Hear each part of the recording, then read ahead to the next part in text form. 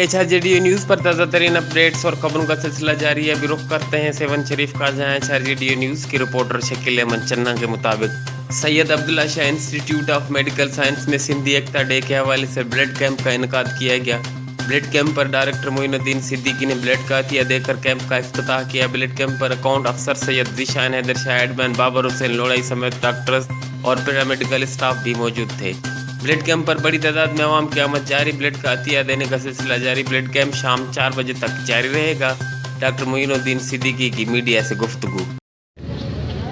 साल में एक दफ़ा दिसंबर के महीने में सकाफती दिन मनाया जाता है, जिसको एकता का दिन भी कहा गया है।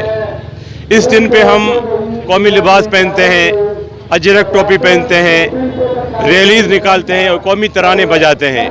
ये जो मुहिम है, ये हकीकी एकता है कौम के साथ। अजरक टोपी पहनना ठीक है, सकाफत का शो ज़रूर है, लेकिन ऐसी चीज़ करनी चाहिए जिससे हम कौम को कुछ दे भी सकें, सिर्फ ले नहीं लेकिन दे सके।